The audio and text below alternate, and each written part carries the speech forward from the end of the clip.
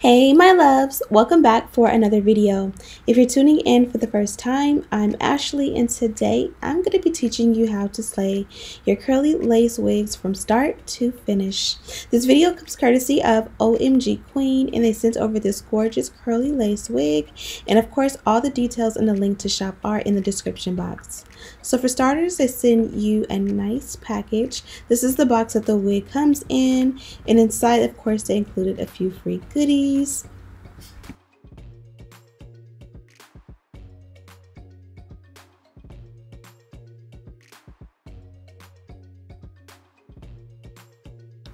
Okay, so this is what the wig looks like straight out of the box. She's 16 inches, 180% density. The origin of hair is Brazilian. They did send over a medium cap. Normally I am a small, but if you do get your correct size, this one will fit glueless. I believe the lace color is light brown, and then they bleached the knots and they pre-plucked it for you and included an elastic band. So this is what the inside of the cap looks like. Of course, I did go ahead and co-wash. I was kind of showing you guys where I started. Since I already had a wig on, I just kind of removed it. I used the Got to Be Glued as my adhesive, so it definitely doesn't harm your hair, so to speak. And plus I have a large forehead, as you guys can see, so I definitely don't apply the wigs on my exact hairline. But to clean it up when transitioning from one wig to another, alcohol is definitely an easy way to do so without having to like wash your whole face or your hair. So this is what she looks like on. Again, she does fit glueless. I would love it if she was a size small cap. It would fit even better, but this fits awesome. So off camera, I did co-wash the wig. I did not film it just because the last few tutorials or install videos I've done for you guys, I co-washed the wig. Some of them on camera and some of them I didn't. I definitely highly recommend that you wash or co-wash your wigs as you receive them before you install them into your head. Not only is it the most sanitary route, but it also makes for a better install. I just feel like everything always looks better when it's freshly washed. Just my opinion. The lace definitely came lower than my eyebrows, and my eyebrows are already drawn in, so of course I cut off all the excess lace around my eyebrows so it doesn't rub, so that I don't have to touch them up. Hopefully that makes sense. And then I went ahead and customized the lace around the ear. It's cool to do this first just because regardless of whatever, you're going to have to customize around the ear. Now I'm going to focus a little bit more on the hairline. I love to use my shapers and just add a little bit to the hairline, rub it in, or comb it in a little bit, and then I kind of will press out literally just the hairline. And I kind of feel like this is a little bit of a finesse. Even if you don't pluck the hairline, even if it's not pre-plucked, I kind of feel like it just makes the hairline look so much more sleek and done and professional, so that I don't know, it just makes it look and feel like you've actually done something to the hairline or to the wig itself. Like it just will make it look more scalp like, I guess you would say.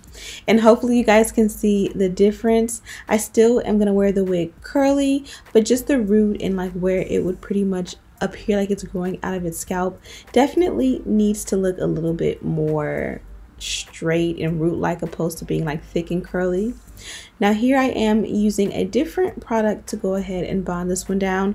I used this product in a previous tutorial for you guys, so of course I'll have it linked down below, and this is kind of something that I am testing out to see if I like it better than the Got to Be Glued. So far they're running neck and neck. I like them both, but I did pair this with my blow dryer on cool setting, and this helps to just go ahead and bond the wig down and give you more of a glueless a flawless install, like a melted install, so to speak. Make sure you use a cool setting. I kind of feel like when I use a warm setting, it just comes out a little bit more sticky and messy.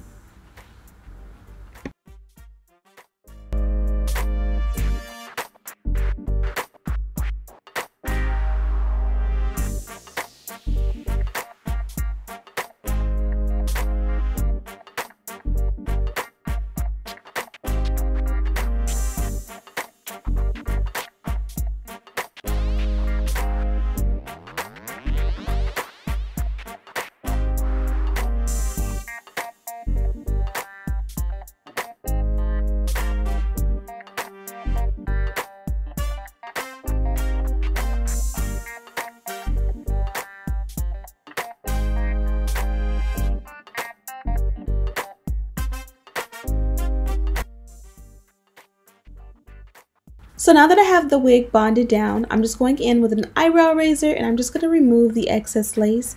Now I find that most hairstylists use this technique where they pretty much will bond the wig down, and once it's completely down and melted, then they'll remove the excess lace.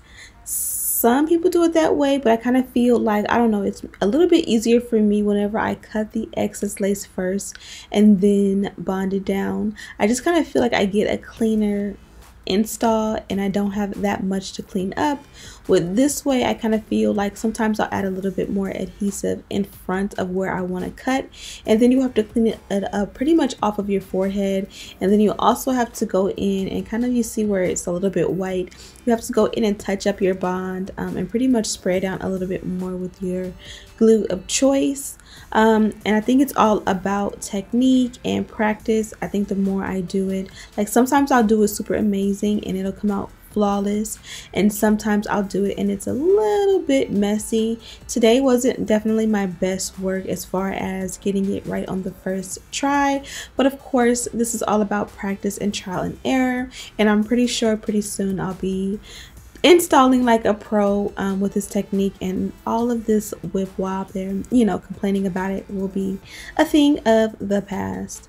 So I wanted a little bit more of a full baby hair today, so I left the baby hair a little bit longer. I swooped a little bit more than normal, and then I also swooped an extra a little bit near the ear or the sideburn area, and I personally liked the way it came out. But if you are someone who doesn't like baby hair, this one definitely can be wearing a no baby hair look, or you can just be a little bit more subtle by separating just a little less baby hair before you swoop. Now also a key for me is pressing out or hot combing the root of the hair, kind of wherever there's lace. I like to kind of let hot comb it and make it a little bit more flat. I kind of feel like the install just looks better on me. When it's curly from root to tip, it just literally looks like your auntie's wig. It doesn't look flattering, at least on me. So now I'm going to go ahead and dampen the wig. I don't want it super soaking wet. Again, I've already co-washed it, but I just want it to, you know, be a little bit damp so that when I apply product, here's the product I'm using. It's a foam lotion. It'll basically work a little bit better, and I will require a lot less product. If you put product on dry hair, you'll be using like half a bottle, whereas if it's damp, you know, it'll be easier to work it through. And this is just going to help to define the curl a little bit, and it's also going to help that when the wig dries completely, it'll stay more in a nice curly wavy texture opposed to, you know, being a lot more fluffy or frizzy.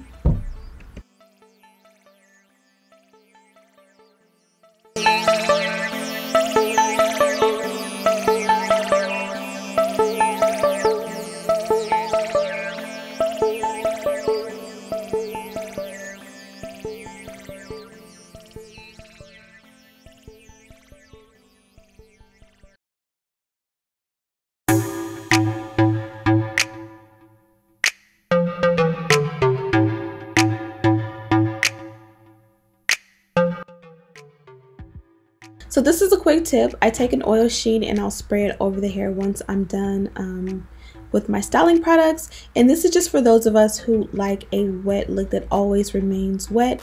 If you want it to dry and have more of a natural look, then don't add a serum. But I kind of like the shiny look for the sake of this install. Sometimes I'll have it shiny and sometimes I'll let it go natural. But again, this is just all about preference. Like if you want the wet look, add a little bit of serum so that when it dries, it still looks like shiny and wet. Hopefully that makes sense. But that's pretty much it. I hope you guys enjoyed this tutorial and hopefully you learned something. Don't forget to check out OMGqueen. All the links to this wig and their coupon codes are in the description box. They did have an awesome Black Friday sale and Cyber Monday. The Cyber Monday sale is still going on, so make sure you check it out and take advantage. Thank you guys so much for watching. Don't forget to like, comment, subscribe, share this video with your friends, and as always, I'll see you in the next one. Smooches!